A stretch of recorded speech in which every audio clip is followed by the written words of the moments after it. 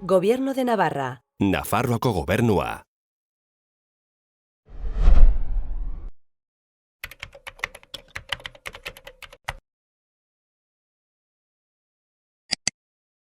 Xaloa telebistak 25 urte betetzen ditu, nik bezala, 1987an sortu zen Xaloa, Elizondoko feria batzuetan, hor ez dakit estatuatutako ez dakit nongo diru laguntza batzuekin, eta hor hasi zen pixkanaka, gero eta handiagoa egiten, eta bastan bidasoatik gero onat Iruñerrira ere etorri ginen, eta orain, urrengo pausoa izanen da, Parisera edo Madrilera zabaltzea, oraingoz Iruñerrian geratuko gara, eta 25 urte horiek ospatzeko, hitzaldi ziklo bat antolatu dugu, hemen gainera, tokin ari ditugu egiten, hemen Iruñeko espazio honetan, bertako produktuak ekologikoak jatetxea, ostatua, denek dute hemen, eta erran bezala hitzaldi ezberdinak aktualitatekoak, izan ditugu nekazaritzarekin zerikusia dutenak, basogintzakoak, eta gaur erabat aktualitatekoa, seguraski ere zoritxarrez aktualitatekoa den gai bat hartu dugu, klima eta horrekin lotuta berriztagarrien kontu horren inguruan.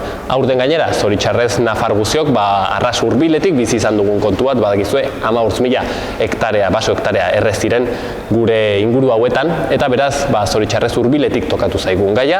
Gaur guzi horretaz solastuko gara, gainera berriztagarriena handizetan, modu erreix batean ikusten dugu, jarri berriztagarriak eta dena konponduko da, ez bakarrik inpultsatzea faltakako da, baina segurazki gaia komplikatuagoa da, uste baino zailagoa, badu ikusteko materialerekin, zenbat energia sortzen den, zein inpaktu dituen, 1000 eta bat erpin ditu, eta horretaz solasteko, gaur ekarri ditugu, bain zuzen ere, neteneko kideak, reaseko kideak, ekarri ditugu sustraiekoak, eta ekarri ditugu Goienerreko kideak.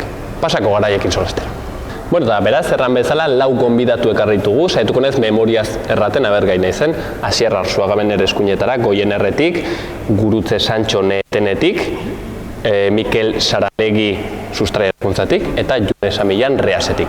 Beraz, 4 kidauek, panoramika bat emateko berriztagarriak klima gai honen inguruan, eta Asier, zurekin hasiko gara, nahi duzunean, botatzeko. Pixket Goienerretik, ze ikuspuntu duzuen honen inguruan? Eskerrik asko Gorka, eta Xaloa, eta June eta Reas, mai ingurua antolatzen laguntzagatik. Ni nator Goiener kooperatibatikan, eta pixka bat kontatuko dut gure ibilbidea laburki, jakiteko baita ere kokatzeko Goienerrek zeiten duen. Azkenean energia kooperatiba bat da ona sartua ekonomia sozialean, eta 10 urteko ibilbidea eramagu. Eta, pixka bat, xume hasi ginen, 40 bat bolondrez hasi zian honen inguruan bueltak ematen, eta ikuste zuten garaiagietan duela 10 urte nola ez zegoen energia berriztagarria kontratatzeko modu errazik.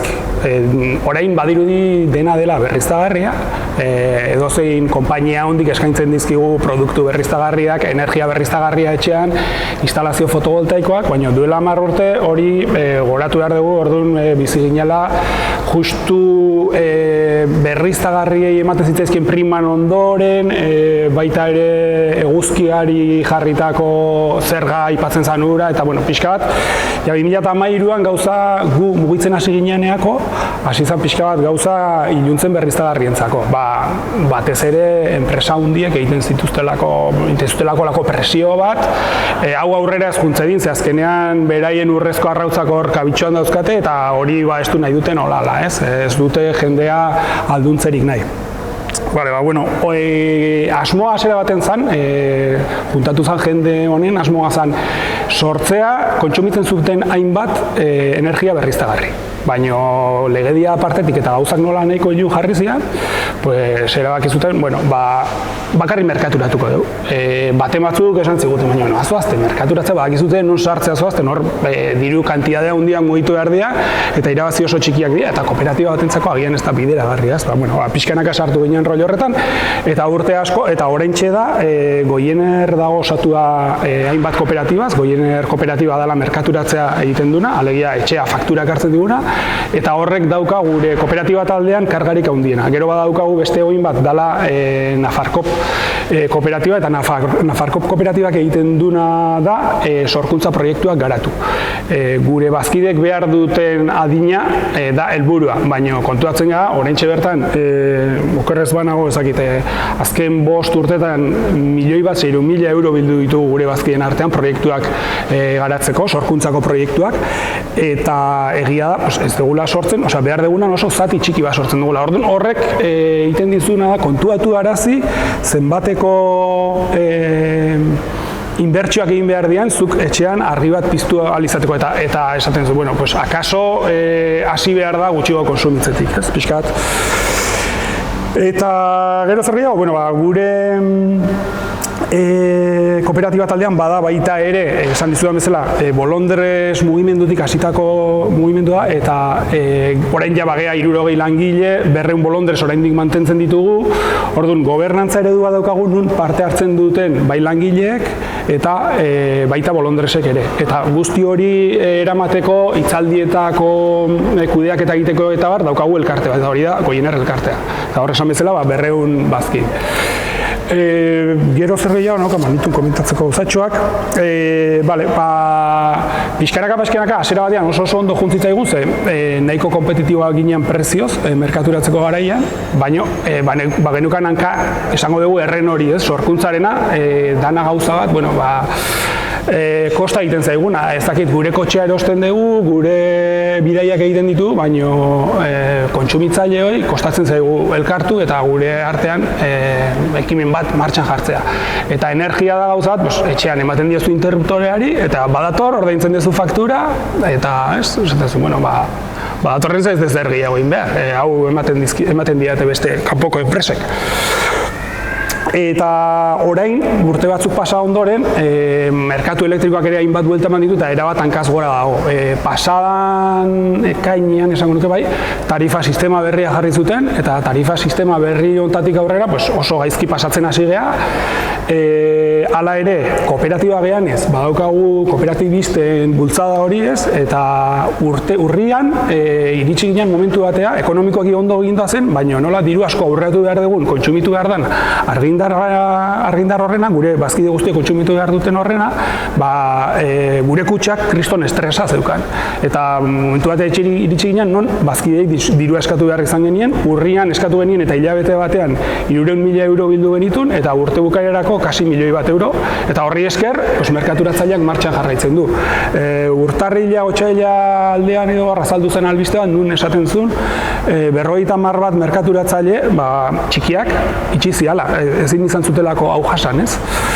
Eta ondoren etorri da gasaren topea. Bueno, gasaren topea dakizuen ez da handizkako merkatua regulatzeko gobernuak ezarri du neurri bat. Eta horrekin ere baditugu nahiko tirabira. Momentu batean baita ere martxoan berriro, ikusi ginen badauzkagu tresnak kooperatiba gehanez, adibidez fakturak aurreratzeko eta gure bazkidek argindar faktura aurretik ordaintzen badigute, horrek gure kutxako estresak kentzen digu, ez? Eta hori izan zen beste bidetako bat, eta esaten zuen, eskerra kooperatiba gehan, zen bestela ez guaz aurrera. Eta orain ja pixka bat honi buelta emanez edo, eta lehen aipatzen ginuen energia konpainia hundiek sekulan nahi izan ez dutena, badatoz, zuzentarau batean Europatik energia komunitateak esaten dianak, ez? Energia komunitate hauek dia, herritar eta herri inguru auzotar, erakunde txikien entitate juridiko bat osatzen dute eta beraien energia kudeatzen dute. Normalena da hau asoziatzea autokontsumo kolektibo batekin, baina litezke beste hainbat gauza energia komunitateen barruan. Eta orduan, enpresa hundiak ere hasi dira reakzionatzen, eta ja beraiek badakarzte paketeak energia berriztagarrien komunitate bat zuzenean ematen dizute, eta orain Nafarroan bada adibide bat, ezakit 60 herri edo juntatu dira, eta atzean Edinor bezalako enpresa bat dago, orduan esaten zu, betikoan gaude, ez gea eredu energetikoa aldatzen ari, betiko eredua jarraitzen dugu, ez? Nordu jabetza, ez? Hori da. Eta, pixka bat hori gaian sartzeko kontatu nahi nuen. Eskertzen ditugu, hortxen Goienerrek egiten duena, gainera, azken urteetan behintzat, ez dakit pentsatu barnetik zaila dela mantentzea ez, baina, kanpora begira behintzat, egunetik egunera, nik uste dut, gero eta bombo eta volumen handiagoa hartzen duen kontu bat, gero eta ezagunagoa, beraz, zerbait ongi egiten denaren seinale. Eta, horretxe, Gurutze Santxorekin, tenen partetik, Gurutze zure deitza ere bai. Bueno, lehenbiziko gauza agian izanen da azaltzea zer den edo nortzu garen neten, eta neten berez Nafarroako energia eraldatzen gara, eta nor gaude hor, Nafarroako makroproiektu energetikoen aurrean bat egindako talde edo plataforma desberdinak, Urbasa Bizirik, Aizeberriak eta barrez, gutxo gora bera orain dela urte pare bat sortu ginen edo hasi ginen elkartzen, izan zelako olako makroproiektu batez ere eolikoak eta fotovoltaikoak sartu zirela Nafarroan eta horrek mugitu arazi gintuen landa eremuko hainbat pertsona eta hainbat talde ez, proiektu guzti hauek landa eremuan garatzeko sortuak direlako. Eta, horrela hasi ginen eta ibilbide horretan egin dugu pixka bat denetarik manifestuak, manifestazioak, jardunaldiak, sariak ere banatu izan ditugu eta, zein den gure helburua? Gure helburua izan daiteke eredu energetikoa ez aldatzea bakarrik, uste dugulako nolabait klima aldaketa honek ez duela eskatzen soilik energi eredu aldatzea, baizik eta eredu guztia aldatzea ez. Are gehiago esango nuke ez gaudela klima larrialdian bakarrik, baizik eta larrialdia ekosoziala dela. Klima aldaketa dela sintoma bat, sukarra, azken finean ez. Sukarrarekin gaude eta sukarrarekin gaudenean botikak hartu behar dira, kasu honetan energia berriztagarriak, guk beti esan dugulako energia berriztagarriak bai, baina ez nola nahi eta edo non. Orduan botikak behar ditugu, baino askoz gehiagoren, ni sukarrarekin baldin banago botikak hartzen baditut, baino ez banaiz etxean gelditzen, jarraitzen badut erritmo berdinarekin lanean, aisialdian, menetan, ez nahi sendatuko. Eta honekin gauza bera gertatzen da. Orduan berriztagarriak bai, baino askoz ere gauza gehiago eta ez edozein modutan berak aipatu duen bezala. Eta zentzu horretan landa eremuan nik uste asko daukagula esateko eta esan behar dugun lehenbiziko gauza Amalurra ez dela baliabide bat. Hortik baliabideak atera ditzakegula, baino ez da baliabide bat. Eta nekatuta gaudela Amalurrari buruz baliabide naturalak bezala hitz egiten entzuteaz. Aspertu da gaude, ze askoz gehiago gara. Baliabide naturalak bihurtu da hor hitz bat, baliabide naturalak energia sortzeko, baliabide naturalak ura ateratzeko, baliabide naturalak gure hondakinak kudeatzeko, baliabide naturalak gure bizitza antolatzeko. Eta baliabide naturalak bai, baina lurra hori baino askoz ere gehiago da, ez? Orduan, nik uste aspaldidanik krisi ekosozial honen sintoma bat dela oreka hautsi dugula, lurrarekin genuen harremana hautsi da, orduan ez dakigu nola harremanatu eta horregatik daukagu harreman toxiko hau sukarra eragiten diguna, eta oreka berreskuratu behar dugu. Horretarako energia berriztagarriak behar ditugu, baina horretarako egin behar dugun lehenbiziko gauza da gure lurra maitatu.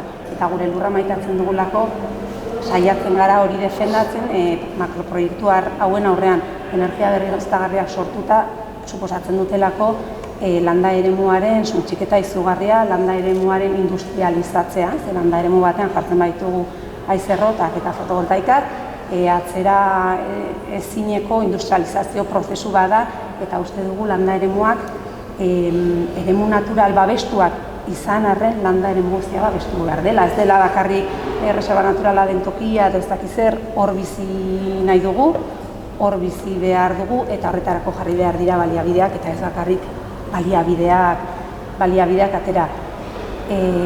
Oreka, aipatu duan oreka hori eta harreman hori berreskuratu behar dugu, guk ere energi berriztagarriak bultzatu behar ditugu, baina horretarako ere hainbat muga gainditu behar ditugu, adibidez autokontsumoaren mugan, esan beharra dugu landa eremuan topatzen dugun mugetako bat dela, printzipio de Viana jartzen duena, hainbat etxeetan ezin dugula autokonsumo hori sortu. Eta akaso landa eremuan energi gehien gastatzen duguna ez dela elektrizitatea eta berotze sistema, zen ez ziurrenik berotze sistema egurran oinarritua dago dio, baizik eta garraioa, eta hor bai behar ditugula konponbideak garraioan. Garraioan behar ditugu zerbitzua, behar ditugu garraio publikoak, behar dugu autoa partekatzeko aukerak, eta bar. Horrek ez du esan nahi, bakarrik egin dezakegula administrazioari eskatu, eta eskatu behar dugu, baina guk ere alternatibak sortu behar ditugu, eta bainetenetik eta bainetenen barruan dauden taldeetatik badakigu nolabait ere lan paraleloa daukagula, batetik elurraren defentsan eta lehenengo hilaran proiektu hauek geldiarazi, baina beste batetik hor alternatibak sortzen jardun behar dugula, edo saiatzen ari garela horretan ere, ez? Eta hor ditugu bi Beraz, berriztagarriak bai, baina ez nola nahi, nik uste hori gakoa dela behintzat ez erdikunean jartzekoa, eta ze interesgarria berriztagarrien gaia, hasten zarela solasean plaketaz, eta egiten duzu solasean garraio publikoaz, ez? Nola ari garen solasean azkenean guzti batetaz, ez? Dena osotasun batetaz. Eta nik uste dut gainera horretan sustraikoek bereziki egiten duzuela, ez ikustea nola baitere sistema bere osotasunean, berez, Mikel Saralegi, sustraien partetik, zuen iritzia. Lehendabizi eskerrik asko, gonbidatzeagatik. Saiatuko naiz agian 3 ideia, ez da pixkote lantzea. Alde batetikan hori klima aldaketa ez da daukagun krisi bakarra, ez da? Gero bigarren ideia izango zen pixko problematizatu beharra daukagula hori klima aldaketa eta berriztagarrien arteko harremana, lotura, zen askotan berriztagarriak ez da pixko konponbide bakarra bezala hori saldu egiten da. Eta gero pixkote saiatuko gara, pitin bat, hori Nafarroan guzti hau nola islatzen den edo, ezta? Printzipioz hori klima aldaketa begi izan da, ez da hori pixkotu da honetan, ez da nolaik gertutikan, ez da ikusi izan dugu, zu leheno aipatu duzu hori zuten inguruko kontu hori, mundu mailan ez da hainbat hori berri ez da entzuten ari gara, prozesu hori gero eta larriagoa ez da hori bihurtzen ari da. Baina nolabait ikusi behar dugu hori horrekin batera beste pare bat krisi gure ustez ez da mai gainean ditugula, eta nolabait tamaina berekoan eta askotan itzalean edo bigarren maila batean hori gelditzen direnak. Alde batetikan hori materialen krisia, eta hori momentu batean materiala, energia eskuratzea gero eta zailagoa da, eta horre suposatzen du elementu kezkagarri bat, eta horrek esplikatzen du, baita ere une honetan bizitzen ari garena. Eta gero bigarrenik, badaukagu hori sistema ekonomiko bat, hori pixkot kapitala edo irabaziak akumulatzeko hori sistema hori, baita ere krisian dagoena, eta bestea beste hori pixkot oain arte bere hazkundea natur baliabide merkeetan oinarritu dalakoz, ura merke lortu du, energia merke lortu du, lurrarekin hainbeste, elikagaiak merke lortu ditu, eta eskulana zer esanik ez. Eta orduan guzti horrek, guzti hori elikatzen ari da hori, pixko krisi hori. Orduan ikuste panorama orokor hori ikusi behar dugula, zen azken finean krisi horien artean bada lotura. Gero bigarren kontua da, hori momentu batean, klima aldaketa, hori ikusten dugu horren inguruan, irakurketa ezberdinak daudela, alde batetik komunitate zientifikoa azkenengo urteetan behin eta berriz pixkot hori abisatzen ari da, bere txostenetan somatzen da zenolako kezka eta zenolako larritasuna pixkot ikusten ari direnekin. Eta liberean hori pixko baita ere, txosten horretan askotan agertzen da CO2-ren hori edo beretegi efektuko gasoiek pixkot atmosferan hori sortzen duten historia. Herritarren artean ere bai somatzen da kezka, hor agian pixkot egoera nasia, ez da alde batetik kezka, beste aldetik distantzia, alde batetik haserrea, beste aldetik impotentzia, eta hortxe batzutan ikusten dugu guzti hau urrun gelditzen dela, eta gure artean gertatzen denean, pixko libre, aterako bagina bezala, edo pixko ambigua da, horren inguruko jarrera. Baina, azken bola honetan, batez ere hori erregaien hori garestitzearekin, aurrezki energetikoa eta beste nolai motivazio ekonomikoa gure kontsumoa apaltzeko ematen du edatzen ari dela. Beste kontua nola, hori gertatzen ari da. Eta gero beste aldetik dago betiko botereak, nola bait, orain kapitalismo berdetzat, hori jotzen alduguna, ikusten du, krisi honetan, bada nolai aukera berri bat. Ez da bere muga guztiekin, baina azken finean hor, negozio berri batzuk ireki daitezke eta esaten digute horri esker digitalizazioa, honi esker deskarbonizazioa, honi esker eta horren inguruan diru izugarria erabiltzen ari da. Problema zein da? Problema hori pixkot hori eta hau da pikin bat asko labur bilduz eta nik uste berriztagarriena hemen hori simbolo moduan balio aldigula. Bada modu interesatua hori pixkot hori fokoa jartzeko berriztagarrietan, ez? Hau da, CO2 ez baldin badugu isuri behar, haren ordez jar dezagun CO2 nolait isurtzen ez duen teknologia bat, ez?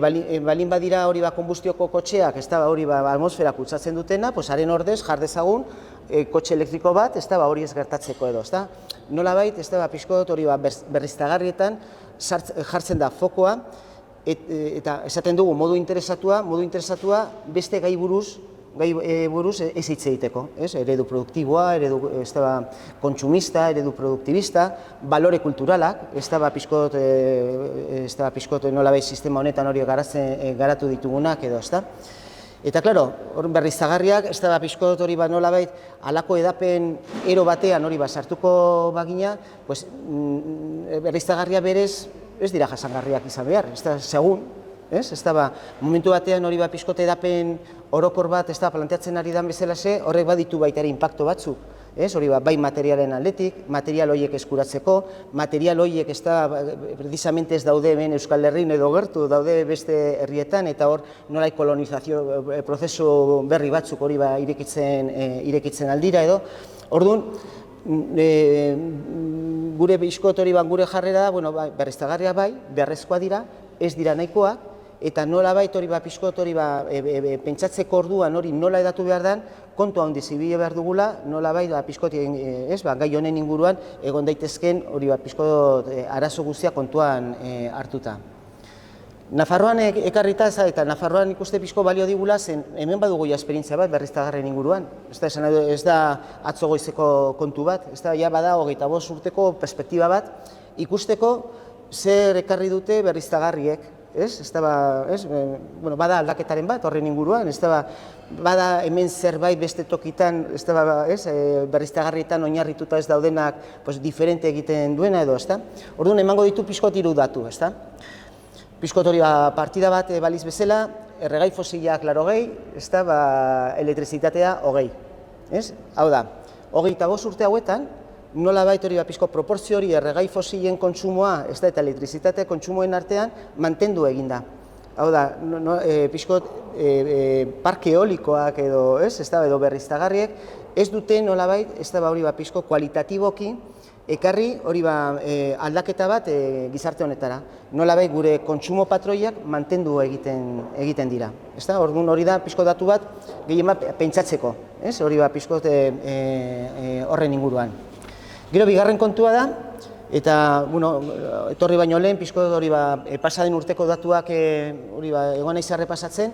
Pasaden urtean Nafarroan hori elektrika, hau da, 20 hortan sartuta, nolabait hori egin dugun konsumo gehiena, erdia baino askoz gehiago, berriztagarrietan oinarritu eginda. Eta gero gainera nolabait produkzio energetikoa izan da gure eskaira baina askoz handiagoa. Pasaden urtean Nafarroak, eta hori da nolabait azkenengo urteetan ematen den gertaera bat, esportatzen ari da hori elektrizidadea. Elektrizidadeen esportatzailea gara. hori pixko konparatuz beste tokiekin, ez da, bueno, Extremaduran, ez da, konsumitzen dutena, baina 5 aldiz gehiago esportatzen dute. Ez da? Eain, bueno, Euskal Autonomia Elkartean, hor aldiz, ez da, hori gutxiago. Ez da, nolabait, ez da, konsumitzen dutena, ez da, baino, gutxiago, ez da, ekoizten dute berriztagarrietan. Eta Madrid esate baterako bakarrikan konsumitzen du, bueno, produzitzen du behar duenaren 5% berriztagarrietan. Orduan, hori ikusten da, panorama zein da, batzuk esportatzen dute, ez da kasualidade esportatzen dutenak dira nolabait, eta Nafarroa estekzio moduko bat izango litzake, dira herrialderik ez da pobretuenak, ruralenak, baztertuenak, eta horiek dira une honetan elektrizidadea ikosten ari direnak, eta horien onuradunak dira hori nukleo urbanoak, hori pixkot, geografian badakigu nun dauden hori kokatuta. Eta hirugarren datua, da, alde batetikan hori pixkot, hori dagoeneko ja badugu hori kontsumo berriztagarri desenteko bat, aldi berean esportatzen ari gara, eta hala ere hori pixko eta lehen hori gurutzeko hori aipatu du, azkenengo 3 urtetan, Nafarroan planteatu dira 114 proiektu berri, alde batetik bikoizteko orain arte ginun hori euleko azpiegitura, eta 15 aldiz gehiago hori pixko fotovoltaikoak. Hori dira, eta nolai galdera da, eta hau zertarako. Hau zertarako kontuan hartuta nolabait hori pixko berriztagarrietan olako proporzio ona izatean zein nolako onurak ekarri dizkigu. Erregai gutxiago kontsumitu dugu, gure patroietan zerbait aldatu eginda, gure faktura energetikoa bajatu eginda Nafarroan. Beste tokitan baino gutxiago ordaintzen dugu, zeinen eskuetan dago hori pixko negozio guzi hori edo. Orduan hori da, modu bat, berriztagarria bai, eta hortan nolabait gu bat egiten dugu hori gurutzek esan duena, berriztagarri bai, baina ez horrela. Zen horrela, bada zerbait faiatzen ari dana. Eta, pixko hori gu sustrai moduan, mai gainean beti hori saiatzen gara hori alternatiba edo proposamen batzuk jartzen. Ideia bat izango zen hori pixko nola jabetza, energiaren, hori jabetza ezinbestekoa dela, jabetza hori kolektiboa izan behar da, eman nahi duzun forma, baina nolabait ezin daiteke egon esku pribatuetan, zen horre asko markatzen du, gero hori herritarren gana, hori gauzak ailegatzen direnean. Sistema hau askoz deskonzentratuagoa izan beharko litzakela, nolabait ideia izango zen, ahalik eta deskonzentratuen, deszentralizatuen egotea, segurunik beharko ditugula, beste gauza batzuk pixkot hori zentralizatuagoak hori beharko direna hori beharren arabera.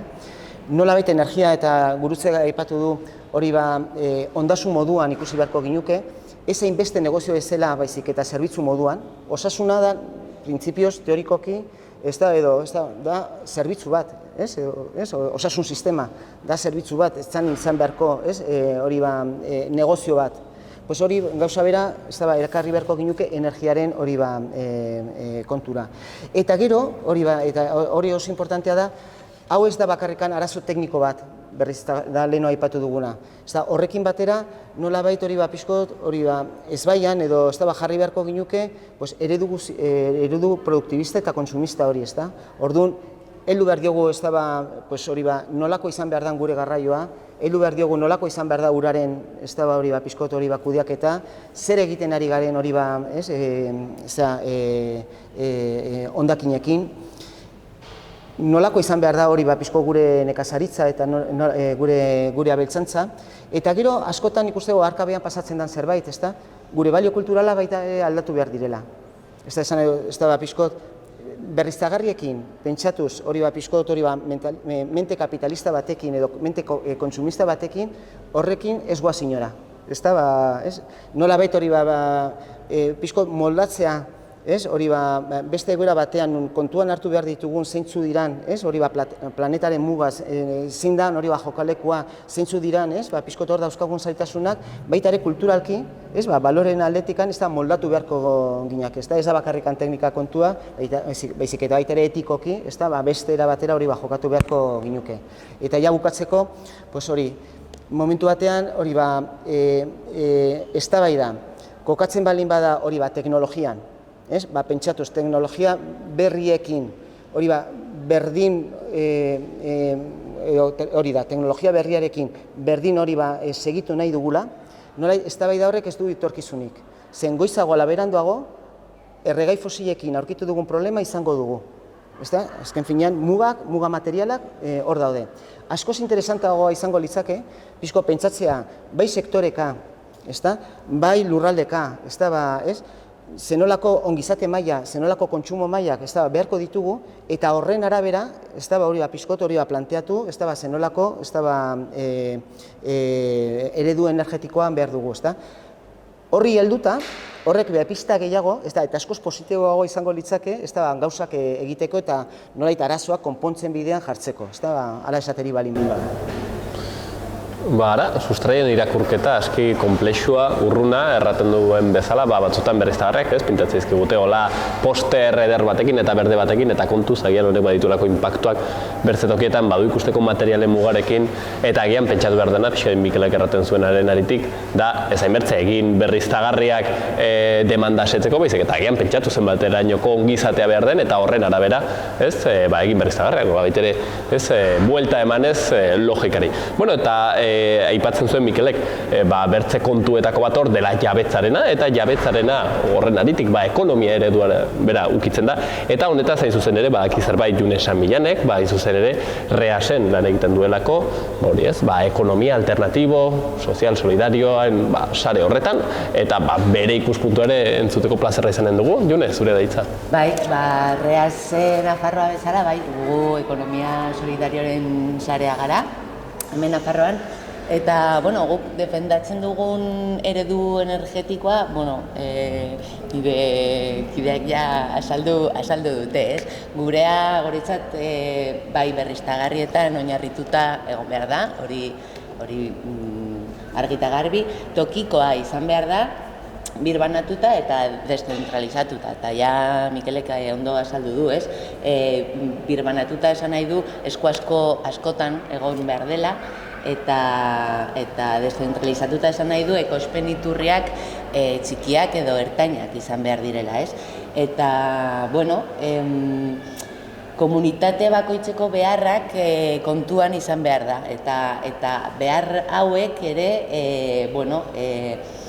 eskura dauden baliabideak egin behar dira, eta ez beste modu batean, ez? Onurak, nik uste du onurak, eta onurak hitz egiten dudanean ez dute esan nahi bakarrik onurak ekonomikoak, onura orokorrean denontzat, izan behar dira. Eta batez ere hurrengo larrialdi klimatikoa gainditzeko, eta hurrengo larrialdi klimatikoa gainditzea esan nahi du ez dela arriskuan jarri behar, ez lur emankorrak, ez akuiferoak, ez gure ekoizpeneko oinarriak, ez? Eta hori landa zaintzea da, malurra zaintzea da, ekologia geroz eta gehiago behar dugun, eta hortik aukeratu edo topatuko dugu irtenbidea. Dugun arazoa soziala da, orduan irtenbidea soziala izan behar da. Teknologia ez da izango gure panazea, ez? Eta aldaketak behar dugu bai sozialak, bai batez ere politikoak eta bai ekonomikoak, zeren azkenean ekonomiari buruz hitz egiten dugunean, hitz egiten dugun bai politikaz, bai sozial gaiaz, ez? Eta, hasi pixkat laburtzen, ez? Laburtzen, guretzat oso importantea da burujabetza energetikoa, eta hau dena ja esan dudana, eta beste aldetik ere energia eskubide gisa aitortzea. Honekin zer esan nahi dugun, badaude ja aitortuak ez hainbeste eskubide batzuk, etxe bizitza, ez dakiz zer, azkenean, eta badakigu nola funtzionatzen duen, ez da nahiko aitortzarekin baizik eta, gero gehiago egin behar da, baina lehenengo gauza izango da eskubide gisa aitortzea energia. Eta gaur egun, pobreziaren adierazten duten faktore ekonomikoak islatzen dituzte nagusiki eta ez besteak, Orduan, energia, energia ez da dozein elementua, energia da ekonomiaren motorrea, baina ez bakarrik hori. Esan nahi dugu ere komunitateen garapenaren motorra dela ere, eta giza duintasunaren alderdi askoren funtsezko elementua ere da. Horrexegatik, energia aipatzen dugunean edo energiari buruz hitz egiten dugunean, denetari buruz hitz egiten ari gara, zeren edozein gauzarako energia behar dugu. Bai jateko, edateko, bidaiatzeko, mugitzeko, edozein gauzarako. Orduan, horrexegatik da hain importantea, eta horrexegatik bai publikoa izan behar da, edo behintzat printzipioekin, Eta, karo, gu Reas Nafarroa bezala, beti, daukaguna da gure printzipioen karta, Zein printzipio dira, eta guretzat dira ibilbide horri bat bezala, Eta, justo orain berritu dugu, feminismo ikuspuntutik eta ekologiaren ikuspuntutik, zegoen barruan, baina orain dela 10 urte, eta justo orain atera dugu korta berri hau, eta guretzat hori da minimo bat gauzak egiteko, bai ekonomikoki, bai politikoki, bai sozialki. Ikusten duzuenez, begira sozialago hori, aipatzen jabetzaren erraten genuena, noren onurarako, azkenean sortzen den energia bera zer den, energia ez da simplemente pizten dugun bombilla, baizik eta segurazki gure gauza material guztiak egiteko, behar den elementu hori, eta aipatzen zuten baita ere, ibilbide honetan ez ezagunatzen du, orain Nafarroan adibidez, segurazki negu honetan egon diren 35.000 pertsona horiek, pobrezia energetikoan, Orduen zein da kontua hemen, azkenean energia egon bada, auserki, baina noren eskuetan, hor pixket, azkenean begirada sozialago hori, horren inguruan. Hori izan da, aurkezpen karta hori, eta hor joan zaigu denbora, 5 minutu, 10 minutu hartuko ditugu, zeren gainera saltxean nahi du sartu alajo, eta horren aprobetxatuko dut konbidatu bikainago ditugula, botatzeko galdera potoloa, orain gainera azken aldian bolo-bolo dabilena, gero eta gehiago Eta da, azkenean badu handiz ikusteko aipatu duzenaren aritik, energia berriztagarriak bai, baina ez nola nahi, ez ditugu nahi nola nahikoa. Eta orduan, Mikelek leheno bota du zerbait, baina nire galdera da orduan, nolako berriztagarriak nahi ditugu, Eta horren aritik, eta hori da berez galdera nahi baduzue potoloa da, eta posible da, parke eolikorik gabe, parke fotovoltaikorik gabe asetzea, lortzea duintasun energetiko bat, edo katastrofe bat da, ez dakit, Zeren gaur egun ez dakit zehazki zifra zein den, baina Nafarroan berriztagarriak izpena 14 bat edo hortik dabil, Eta gainera Nafarroa da, nola baitere, Espainiar estatuaren barnean, toki bereziki intentsiboa berriztagarrietan, Eta baitugu parkeak, baitugu eta olakoak, Orduan, karo, ez baditugu onartu nahi halako parke handiak, nola baitere, zenbat energiara aspiratzen dugu, zenbat material digute autogestiozkoak. Hor jarri dut galdera potolo handiz, baina pixket hortik, zein da orduen alternatiba, zer aspiratzen aldugu, zer eskaintzen aldugu, ez baitugu nahi makroproiektu hauek, Eta hor guztien dut, nahi duzen bezala hartu. Ni hasiko naiz igual, neko ordezkaria naizenez. Energia berriztagarriak bai, baina ez nola nahi. Horrela bizitzen jarraitu nahi badugu, izan beharko du nola nahi. Eta hala ere, zingo dugu, berdin bizitzen jarraitu, energia berriztagarrien ezaugarriak ez direlako erregai fosilen ezaugarri berdinak. Hau da, ezin gara etengabe energia sortzen aritu. Baizik eta haizea dagonean, eguzkia dagonean, eta bar, orduan. Horrela ezingo dugu bizitzen jarraitu. Horren aurrean, energia berriztagarriak bai, sustatu behar dira, baina aldi berean beste eredu ekonomiko eta beste bizitzeko modu batzuk sustatu behar ditugu indar berdinarekin edo gehiagorekin. Zeren nolabait kutsatzen ez duen energia bakarra da, kontsumitzen den ez den ura. Mikelek aipatu du energiaren zaku hortan, ehuneko 20 gutxi gorabehera hemen Nafarroan dela elektrizitatea eta ehuneko 80 dela garraioa. Eta elektrizitatea gutxi gorabehera erdi moldatua daukagun berriztagarriekin, eta hala ere, oraindik teilatu pilo bat dauzkagu, deus gabe, etxe bizitzenak, baina baita poligono industrialetan jarri behar dugu fokoa non dagoen kontsumorik handiena, eta hor bertan sortu ze garraioan ere, elektrizitatearen garraioan ere galera handiak daude. Hori elektrizitateari dagokionez, baina hori da zakuaren ehuneko 20. Zer gertatzen da gainerako 80arekin. Pertsonak mugitzen gara, zerbitzuak gutxi mugitzen dira, baina batez ere mugitzen da kontsumitzen dugun guztia. Elikagaiak, materialak, denetarik ez, orduan hor dago niretzat gakoa. Hor murrizketa bat egon behar du, ezin ditugu garraio guzti horiek elektrifikatu, ezinezkoa izango da, Mikelek esan duen bezala, materialki mugatuak gaudelako, eta ezinezkoa da pentsatzea gaur egun dauden adibidez auto partikular guztiak pentsatzea ordezkatuko ditugula auto elektrikoekin. Fisikoki ezinezkoa da, ez da guk esaten dugula edo guk sinisten dugula, ez da ideologia bat da, gauza hori da, gauza fisiko bat.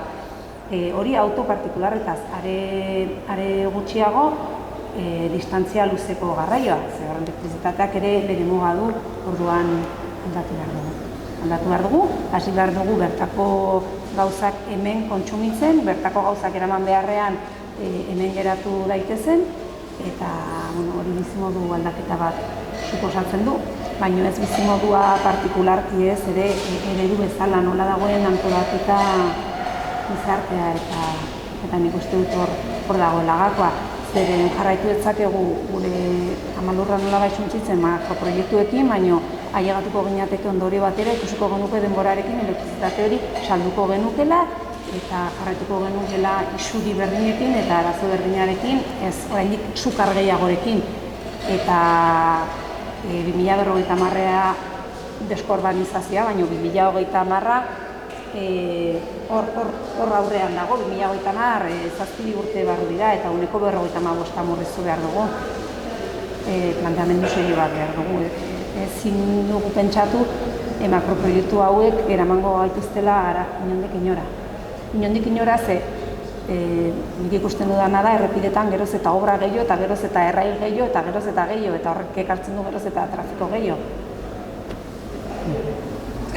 Nik uste dut ere, badaude parke eoliko edo fotovoltaiko beharrean hitz egin behar dugu hobe eta nola da poligonoak hori ikasi nun sustraierakuntzarekin dira poligonoak, ez dira parkeak, ez dira besterik, ez dira poligonoak eta ezin dugu gure landa industrializatu horrela. Ez ezin dugu zeren beharko dugu etorkizun ez hain luzean.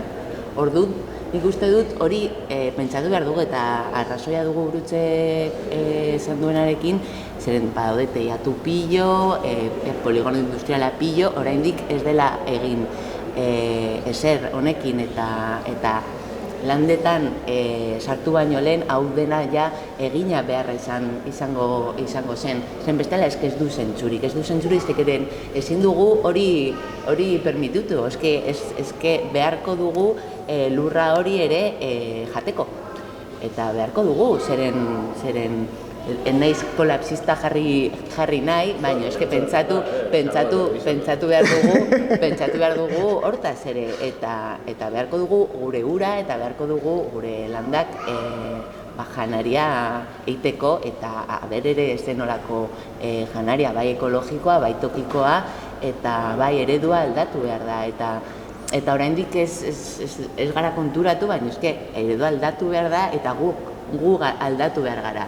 Eta hortarako, behar duguna da desazkundea, ez? Eta desazkunde hori hitz egiten ari da, hitz egiten hasi zen orain dela urte pillo, baina, karo, eske desazkunde etorriko da. Nahi ala nahi ez, etorriko da. Gauza da nola etorriko den. Esango da inposatuta autoritarioa edo izango da kolektiboa eta partizipatuta. Orduan, oraindik gaude pixkat denborarekin pentsatzeko nola eta zer eta nola nahi dugun eta modu justu batean eta jasangarri batean, baina bestela etorriko dira beste batzuk esateko horrela izango da eta horrela izango da eta modu autoritario batean eta politika autoritario batekin. Orduan, nik uste dut oraindik dugula epe bat espabilatzeko, esateko hasi rapido eta mal. Gero, bai, galdera potola da, ez? Eta, errezake bai, ez da, batzutan, ez dira erantzunak, ez dira errezak, ez da, baina... Eta motzak, bat ez da. Eta ez motzak, ez da, hor kontua da, nik uste pixkot hori horrela planteatuta poligono eoliko bai, ala ez, edo, ez da, nik uste hemen Nafarroan hori herri askotan horrela planteatu da, ez? Eta gainera planteatzen dira iaia txantaje bezala. Hori gabe, nola ingo dugu, ez, bizitzeko, ez da, hori gabe bizi daiteke. Ez da, ikusita, ez da, gure konsumo energetiko nolakoa den. Baina problema ez da hori. Problema da, hori pixko, aldez aurretikan zeinek erabakitzen du. Eta zeinek erabakitzen du gauza desente, hau da. Eta nik uste hori hainbat elkartea urtea daramazkigu hori pixko hori planifikazioaren inguruan ez da planteatzen. Hemen badakigu hori, hemen Nafarroan hori pixko ikusten dugu, sektoreka ez da inungo planik egin, ez? Gauzak egokitzeko beste eredu energiko baten hildoan, nola bete esan da. Planteatu da esaterako garraioa, ez da leheno gurutzek esan du. Garraioa, ez da hemen nagusi, pribatua, tren soziala, trena, ez da erabat abandonatua, horren ordez, ez da azpiegitura, inutil hori, ez da abiadura handiko trena, kotxe elektrikoak, azkenengo plan energetikoan, hemen Nafarroan, bakarrikan kotxe elektrikoaz hitz egiten zuten. Horren inguruan ze planifikazio mota egin da? Zelan egin da hori pixkot ikusteko, zenolako beharra dauden, nola antola daitekeen hori beste modu batera, jakina gainera edo zein planifikazioa urteak behar dituela. Hau ez da egun batetik bestera, urte batetik besterako kontua. Hau da, perspektiba batekin lan egin behar dan zerbait. Orduan, alde batetik hori da, falta duguna, planifikazioa. Eta garraioan bezalaxe, hainbat tokitan. Gure industria, ez da hori zer erregai mota behar duen. Dana elektrizidadea egin beharrean posible alda, nolabait energia berriztagarrietatik beste erabilera mota batzuk, ez dakit hori pixko beroa sortzeko edo mugimendua garatzeko, horren inguruan ez da hori deus egin. Eta horrela pixkot hori sektoreka guztiekin gauza bera egin beharko ginukela. Orduan lehendabizi hori da falta duguna. Problema zen da?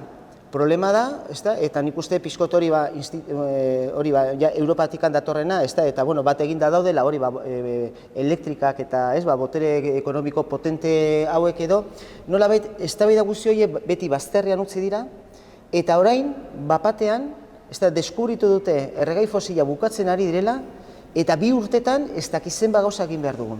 Hori txantajea da. Da txantajea eta gainera ez dut bat egiten errealitatearekin. Hori bakarrikan da nolabait pixkote egoera aprobetxatzea zure negozio energetikoa ez da martxan jartzeko.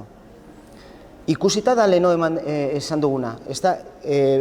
Bakarrikan elektrikei begira ez da hemen Nafarroan esportatzen da. Hori nola ez onura ez da pixkota atera dugun hortikan. Balio izan digu burujabetza energetikoa edo burujabeago izateko? Ez. Hori da Akzionaren eskutan, Iberdrolaren eskutan, Naturgiren eskutan eta guzti horien eskutan. Orduan, hori nolabait kuestionatzen ez balin bada, horri nola baita aurre egiten ez balin bazaio, edo horri bestelako alternatiba bilatzen ez balin bazaio, jai daukagu. Orduan, pixkot hori, askotan hori olako eztabaida, bai, ala ez, pues depende, baina depende lehenago, pixkot hori etxeko lanak egiten balin baditugu. Horren arabera ikusiko ginuke, ezta? Baina gauza dauden bezala ez eta horregatik pixkot hori sustraitik eta hainbat elkarte edo moratoria eskatu dugu, ezta? Zergatik, hau berpentsatzeko, ezta? Prisa haiek dute, ezta? Gu daukagu ere bai, ezta hori planeta baita ere egoera larrian dagoelakoz. Baina haiek nolabait eskaintzen diguten bidea, epe motzekoa da. Ezta horrek ez da pixko hanka laburrak ditu. Ez da goizago baino beranduago, ez da berriz ere, ez da nolabait problema larri batean egonen gara. Orduan nolabait ez aie, ez da kasu egin behar, ez da pixko multinazional eta gauza guzti hori, horregatik erresistentziak importantea dira, baina ez hori kontra egiteagatik, baizik eta ez beste era batez ez da hori gauzak egin nahi dugulakoz, ez da? Agian, honetan, pentsatu da eredu normalizatzen duguna buruan autokontsumoarena da, eta hor, eskatuko dut, Asierri laguntza igual honetan zerbait argitzen aldigulako. Karo, niri horrek sortzei zalantza bat, Zeren, badirudi datuek erraten dutela, autokontsumoan jartzen zuen debagun plaka fotovoltaiko bat, ez da poligono fotovoltaiko batean jartzen duzuna bezain efizientea. Azkenean jartzen duzunean, eoliko bat, sierra baten puntan da, han haizea dagoelako, erran nahi dut, Zu jartzen baduzu, seguraski plaka fotovoltaiko bat, hiri bateko eraikin batean, seguraski itzal gehiago du, ez du hainbesteko, nizarrakit inklinazio egokia, eta erran dut, orduan ez da inefizientea, nolabait ere energetikoki, Eta, klaro, orduan horrek sortzen du ere dilema bat, erten duzu, ez ditugu nahi poligonoak, baina nahi badugu ordezkatu, behintzat energia zati bat, autokontsumoaren bitartez, eta horrek eskatzen badu material gehiago, ez aldugu ari azkenean externalizatzen, nolabait ere gure arazoak munduaren beste toki batera, Erro, ezakizuk Asier hor baduten daturen bat edo pixet efizientzia kontu hauekin? Hor argi dagona da, berriztagarriak, teknologiak ez dira berriztagarriak, plaka fotovoltaikoak ez dira berriztagarriak, aerogeneradoriak ez dira berriztagarria, haizea da, eguzkia da, orduan, eta materialak, fotovoltaikoenak, asiatik datoz, eguneko handi bat, orduan, bai da externalizatzea guk, hor debate txiki bat eukin, bada, errekak baita ere, errekan permeabilidadea ziurtatzeko presak botatzearena eta hidroelektrika txikiak kentzearena, baina esaten zu, eta energia nondik lortu behar dugu, ja hori egina badaukagu ez dago pixka dutuztea, Ze esaten zu bestela, haigazuk esan dezuna externalizatzen. Eta orduan nik usteet, Junik esan duen bezala, desazkundea da klabe.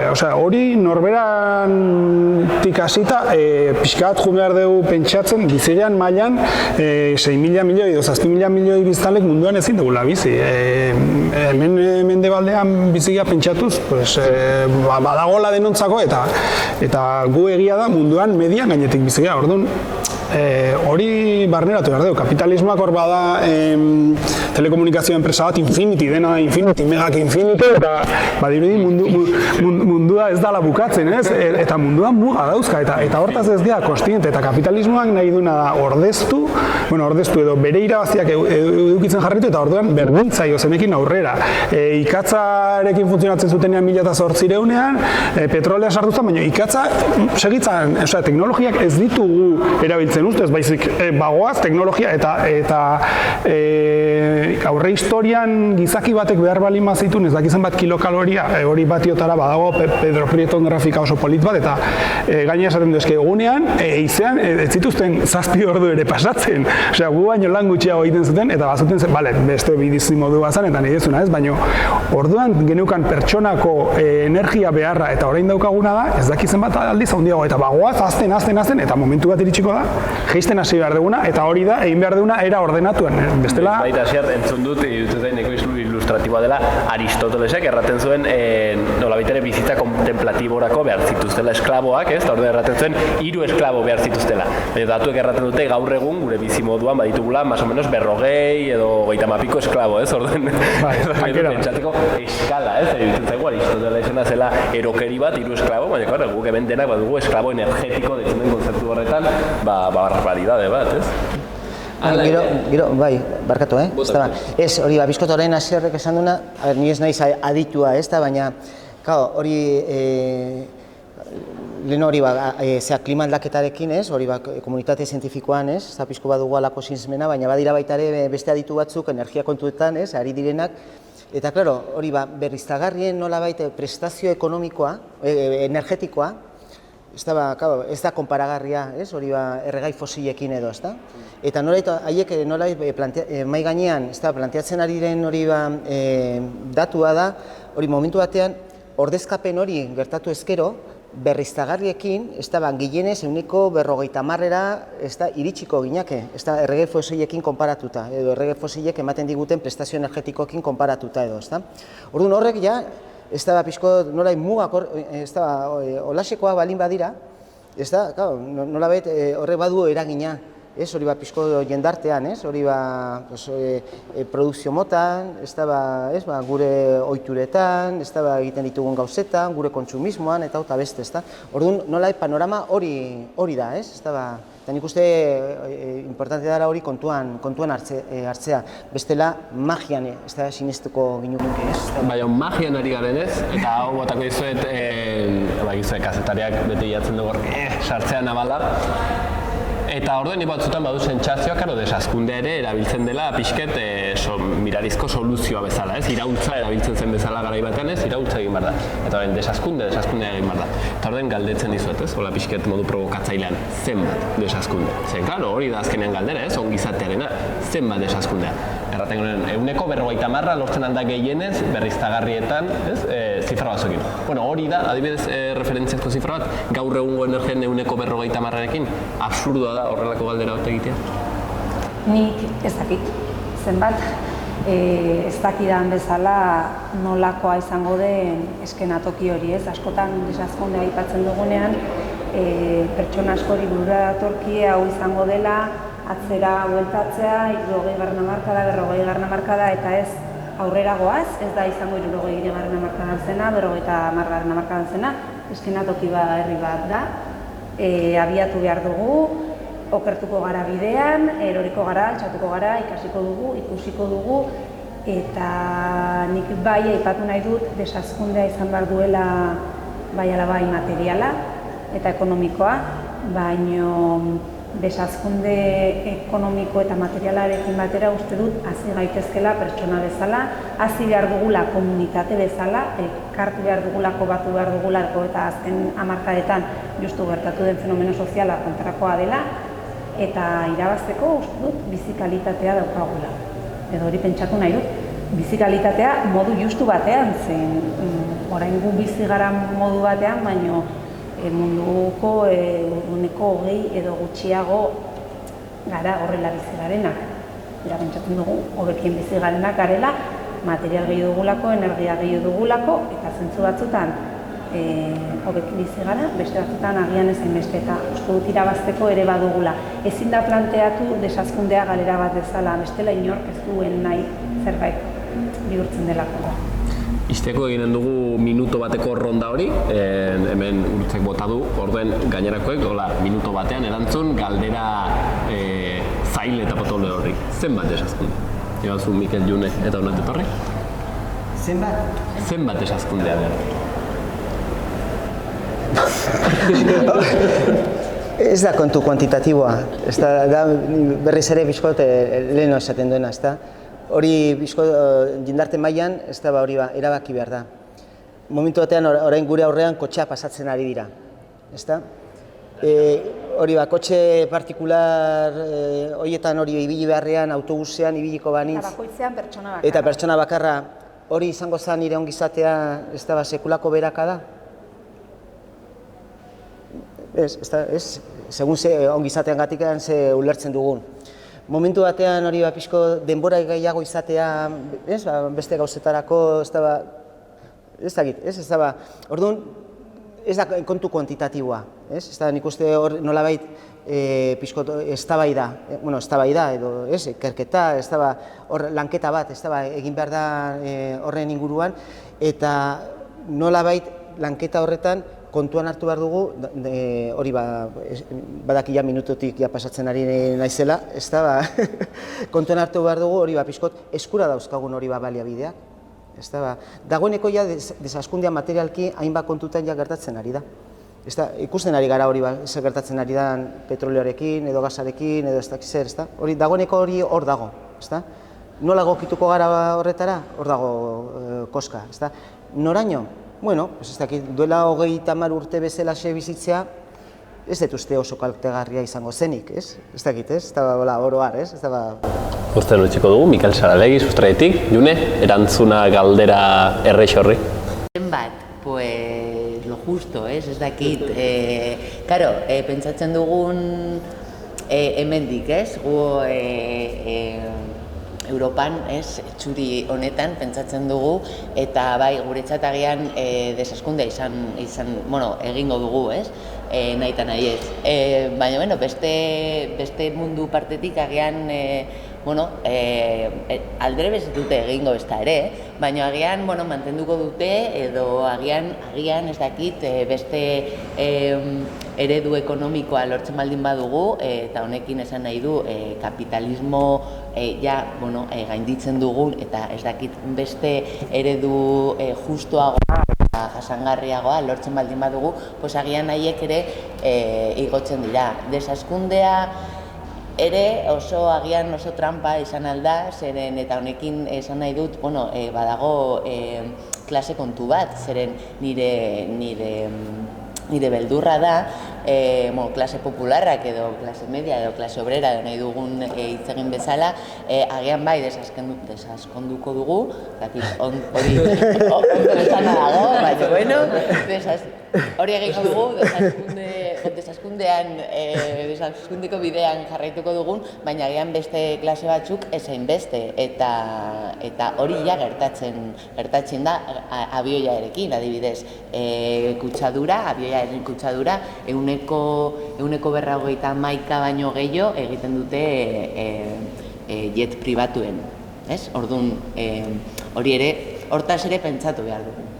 Esan milan, Reasetik, hori, kontuz nondik desazi, hori ere bai, eta hasier nire galdera trampati hori, zenbat desazi? Labur esan ditut, osasuna, hezkuntza eta ongi bizitzeko maila mantentzeko lain. Kuba Sobietar Batasunak babesten zunean eta babesten zutzizunean desazi izan erabat, eta gauza horiek mantendu zituzten, eta kaso gure mundutik begiratuta gaizki bizizan dira ez, baina bizitza duin bat mantentzeko lain, eta nik uste hori dala bidea. Osasuna, hezkuntza eta bizitza duin bat izateko mantentzeko lain. Hortzen, Goienerreko Hasier Arzuagaren erantzun horrekin itxiko dugu. Onaino, ikusten duzu, gai aski mamitsua da, azkenean erramezala ez delako bakarrik argia, ez gara hemen bombilla solasean, ari gara guri dagokigun guzti honetaz, xaloako pantalla horietaz eta kamera hauetaz ere ari gara, denak ukitzen duelako energia, energia erraten bezala gure ekonomiaren odola bera delako. Hemen utziko dugu, mil esker lauei etortzeagatik eta zuen hitzekin hau dena janzteagatik.